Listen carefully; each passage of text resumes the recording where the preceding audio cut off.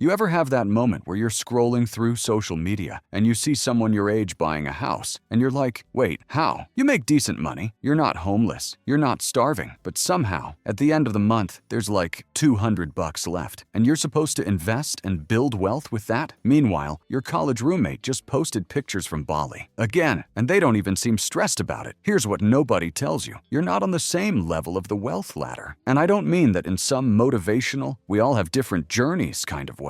I mean there are actual, measurable financial stages that determine your entire life, and most people don't even know which one they're on. Even worse, most people are stuck on level 1 or level 2 their entire lives, wondering why they can't breathe, while a small group of people figured out the cheat codes to climb higher. So today we're going to break down the 4 levels of wealth. You're going to find out exactly where you are, and more importantly, I'm going to show you the specific moves you need to make to get to the next level. Because here's the thing. This isn't about being rich or poor. It's about understanding the game you're playing. David here, and today at David Capital, we're breaking down the 4 stages of the wealth ladder. And if you're someone who's been working for years but still feels like you're stuck in the same place financially, this video is going to change how you see money forever. Make sure to subscribe to the channel and give this video a thumbs up if you find it helpful. Let's get into it. Here's the lie we've all been sold. Just work hard, save money, and you'll be fine. But that's not how it actually works, because wealth isn't a straight line, it's a ladder, and each rung requires completely different strategies, different mindsets, and different rules. The problem? Most people are playing by level 3 rules while they're still on level 1, or they're stuck on level 2 thinking they're doing everything right, wondering why they're not getting ahead. Look, I'm not here to shame anyone, I'm here to give you the map, because once you know which level you're on, you can stop spinning your wheels and start making the specific moves that actually matter.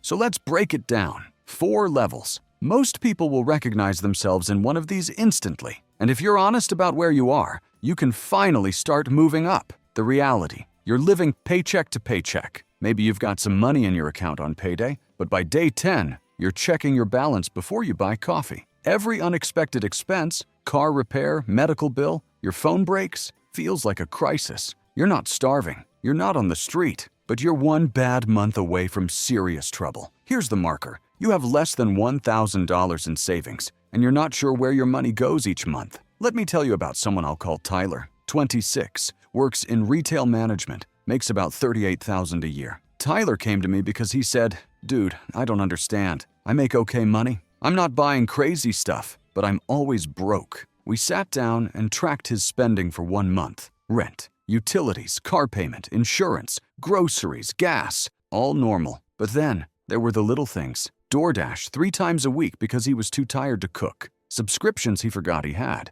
Netflix, Spotify, some app he signed up for 6 months ago. Overdraft fees, late fees because he missed a credit card payment by 2 days. At the end of the month, Tyler had $17 left. He looked at me and said, "I feel like I'm in prison, man. I'm working 45 hours a week and I have nothing to show for it." That's level 1, the handcuffs. You're working, but you're trapped. And here's what's insidious about level 1. It's not that you're making terrible financial decisions. It's that you're making 1,000 tiny decisions that seem insignificant in the moment, but compound into financial quicksand. Like Tyler wasn't buying a new car he couldn't afford. He wasn't gambling. He wasn't being reckless. He was just tired. Too tired to cook, so he ordered delivery. Too busy to review his subscriptions, so they just kept auto-renewing. Too overwhelmed to set up autopay, so he'd forget a payment and get hit with fees. It's like trying to fill a bathtub while the drain is open. You're working hard, money's coming in, but it's leaking out faster than you can catch it. And the worst part? You don't even see the leaks because they're so small and so constant. Why people get stuck here? Because at level 1, you're playing defense every single day. You can't think about investing or building wealth because you're just trying to make it to Friday. Every financial decision is reactive. The car breaks down, you put it on a credit card. You get hit with a medical bill, you set up a payment plan, and hope for the best. There's no strategy. There's only survival. And your brain is in constant fight or flight mode. When you're stressed about money every day, you make worse decisions.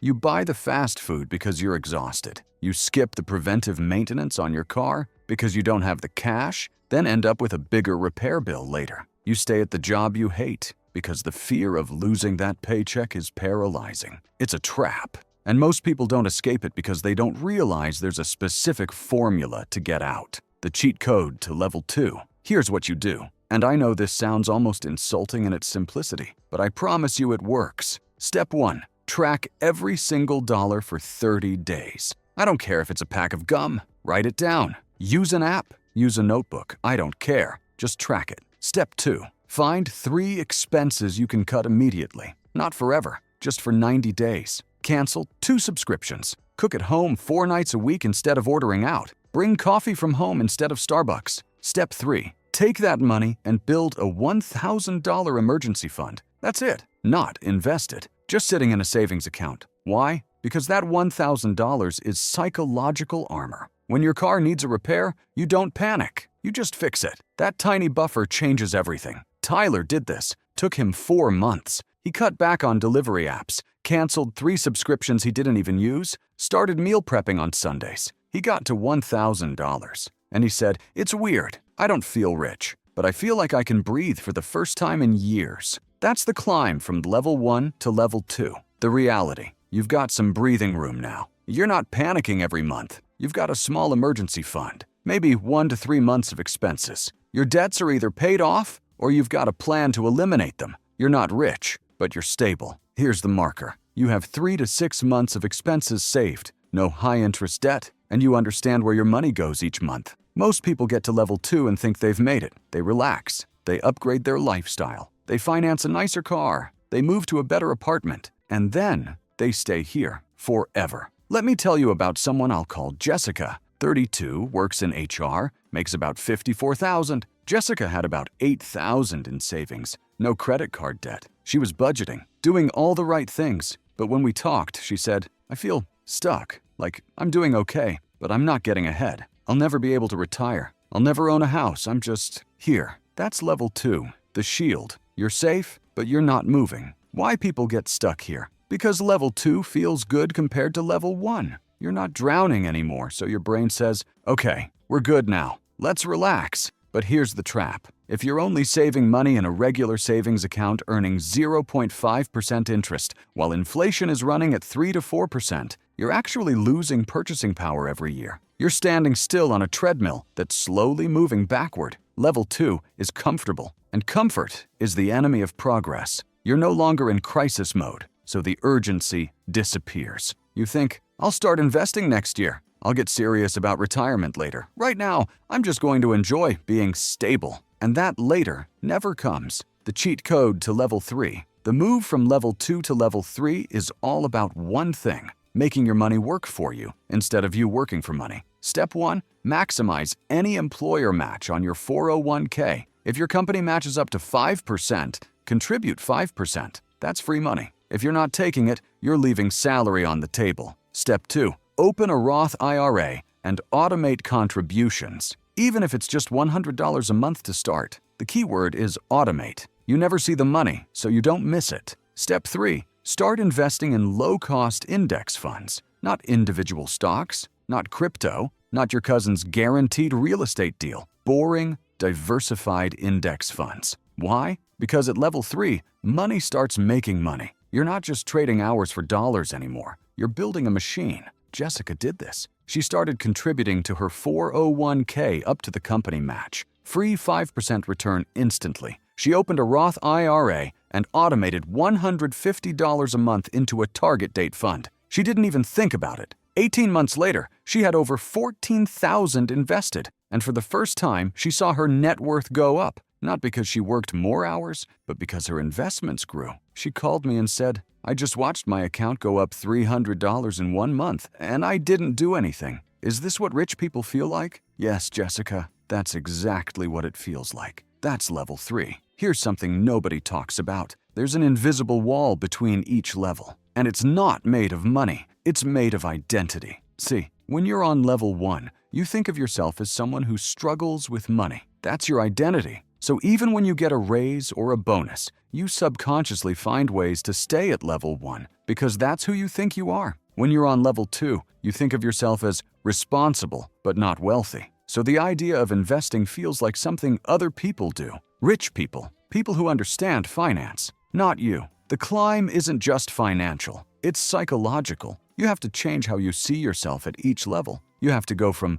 "I'm bad with money" to "I'm learning about money" to "I'm building wealth" to "I have freedom." And that shift, that's the hardest part, because your friends, your family, even your own brain will try to pull you back to the level you came from. They'll call you cheap when you say no to expensive dinners. They'll say you're changed when you stop buying stuff to impress them. They'll question why you're obsessed with money, when really you're just trying to build a different life. But if you can push through that wall, everything changes. The reality, your money is working for you now. You've got investments, 401k, IRA, maybe a brokerage account. You're watching your net worth grow not just from your paycheck, but from compound interest, dividends, capital gains. You're not financially free yet, but you can see the path. Here's the marker. Your investments are generating noticeable passive income. Your net worth is growing faster than your salary, and you're thinking in years, not months. This is where it gets fun. Because at level 3, every dollar you invest is like hiring a tiny employee that works for you 24/7, forever. Let me tell you about someone I'll call Marcus. 38, software engineer,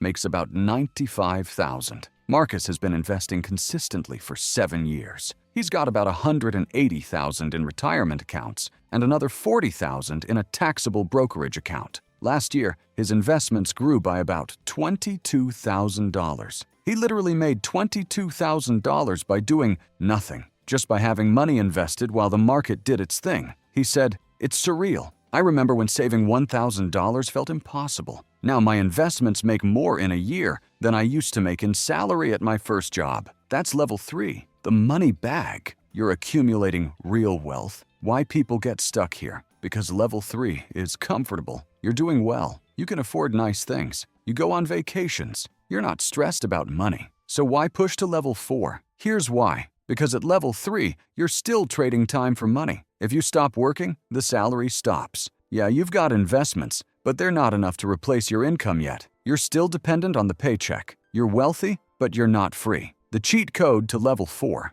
The move from level 3 to level 4 is the hardest and the longest. This isn't a 90-day sprint. This is a 5 to 15-year strategic campaign. Step 1. Calculate your FI number, financial independence number. That's 25 times your annual expenses. If you spend $50,000 a year, your FI numbers is $1.25 million. That's the magic number, where historically, you can withdraw 4% per year and never run out of money. Step 2. Increase your savings rate to 20 to 30% of gross income. Yeah, that's aggressive, but that's what it takes. Every percentage point increase shaves months or years off your timeline. Step 3. Optimize your income. This is where you ask for raises. Switch jobs strategically for 10 to 20% bumps, build side income, or start a business. You can't just save your way to level 4 on a median salary. You need to increase what's coming in. Step 4. Live below your means, but don't be miserable. This isn't about eating ramen for 10 years. It's about being intentional. Drive a reliable car, not a status symbol. Live in a nice place, not the nicest place. Spend on what brings you joy. Cut ruthlessly on what doesn't. Marcus is doing this now. He calculated his FI number, about $1.6 million based on his lifestyle. He's at $220,000 total. He's 14% of the way there. But here's what changed. He negotiated a raise, switched jobs for a 15% salary bumps, and started doing consulting on the side for an extra $1,200 a month. He increased his savings rate from 15% to 28%. At this pace, he'll hit level 4 in about 12 years. He'll be 50, and work will be optional. That's the climb. The reality, work is optional. Not because you're retired on a beach somewhere, though you could be, but because your investments, passive income, and assets generate enough cash flow to cover your lifestyle. You might still work, but it's because you want to, not because you have to. Here's the marker. Your passive income equals or exceeds your expenses. You have optionality. You have freedom. Let me tell you about someone I'll call David, 53 years old, worked in finance for 25 years, started investing seriously in his late 20s, was ruthless about keeping expenses low, lived in a modest house, drove used cars, maxed out retirement accounts every year. Today, David has about $2.1 million invested. His expenses are about $65,000 a year. His investments, at a 4% withdrawal rate, generate $84,000 annually. He still works, but now he does consulting 3 days a week. He picks his clients. He says no to projects he doesn't like. He takes 2 months off every summer. He told me, "The money is amazing, but what I didn't expect is how it feels to say no without fear. Bad client? No. Toxic project? No. Office politics? I just leave." That's the real wealth, not the number in the account. The ability to choose. That's level 4. The crown. Freedom. Why so few people get here? Because it requires discipline most people won't maintain. It requires delayed gratification. It requires saying no to lifestyle inflation for years, maybe decades. It requires you to be weird. Your friends are buying new cars every 3 years. You're driving a 10-year-old Honda. Your coworkers are financing boats and RVs. You're maxing out your 401k. Your family thinks you're cheap. You're actually just playing a different game. And honestly, most people won't do it. They'll get to level 2, feel safe, and coast. They'll get to level 3, feel comfortable, and stop. But if you want level 4, you have to want freedom more than you want comfort. So here's where you are. Be honest with yourself. Level 1, survival. Less than $1,000 saved. Paycheck to paycheck. One emergency away from crisis. Level 2, security. 3 to 6 months expenses saved. No high-interest debt. Stable, but not growing. Level 3, accumulation. Consistent investing. Net worth growing. Money making money. Level 4, freedom. Passive income covers expenses. Work is optional. Most people are on level 1 or 2. That's just the reality. But now, you know the map. You know what each level looks like, and you know the specific moves to climb. Now, you might be thinking, "David, I'm on level 1, and you're talking about investing and financial independence. I can barely afford groceries." I get it. And here's the thing. You don't jump from level 1 to level 4 overnight. This is a ladder. You climb one rung at a time. If you're on level 1, your only job is to get to level 2. That's it. Build that $1,000 emergency fund. Get stable. Everything else is noise. If you're on level 2, your job is to start investing. Just start. Even $50 a month. Because the difference between someone who invests and someone who doesn't isn't the amount, it's the habit. And if you're on level 3, you're in the best position of all because you've got momentum. Now it's just about staying consistent and optimizing. You might also be thinking, this is going to take forever? Yeah, it might. Getting from level 1 to level 4 could take 15, 20 years. But here's the question. Where are you going to be in 20 years anyway? You can be 20 years older, still on level 1, still stressed about money. Or you can be 20 years older on level 4 with freedom. The time is going to pass either way. Here's what I want you to understand. Wealth isn't about the stuff you buy. It's about the choices you have. Level 1 is no choices. You take the job because you need the paycheck. You stay in the bad relationship because you can't afford to leave. You say yes to things you hate because you're scared. Level 4 is all choices. You work because you want to. You spend time with people you actually like. You say no without fear. And every level in between is just more choices, more breathing room, more optionality. Look, I'm not saying money solves everything, it doesn't. But poverty, or even just financial stress, definitely creates problems. It creates anxiety, bad decisions, and stolen time. So yeah, climbing this ladder is hard. It requires sacrifice. It requires discipline. It requires you to be different from everyone around you. But the alternative is staying where you are. And if where you are feels like handcuffs, then what are you waiting for? Think about it this way. Every day you delay, you're choosing your current level. Every month you don't track your spending, you're choosing level 1. Every year you don't invest, you're choosing to stay below level 3. And that's fine, if you're happy there. But if you're watching this video, I'm guessing you're not. The ladder is right there. You just have to start climbing. One rung at a time, one decision at a time, $1 at a time. And here's the beautiful thing about this ladder. Once you start climbing, once you feel that momentum, once you see your net worth grow for the first time, not because you worked overtime, but because your money worked for you, you can't unsee it. You can't go back to thinking the old way. You become someone who builds wealth, and that changes everything. If this video helped you figure out which level you're on, hit that like button and subscribe to David Capital for more breakdowns on money, wealth, and financial strategy. Drop a comment below. Which level are you on right now? And what's one move you're going to make this week to climb higher? Let's talk about it. And if you want the full breakdown, budgets, calculators, exact steps for each level, I've got everything linked in the description. Until next time, stay sharp, stay focused, and remember, the ladder is climbable. You just have to take the first step. David out.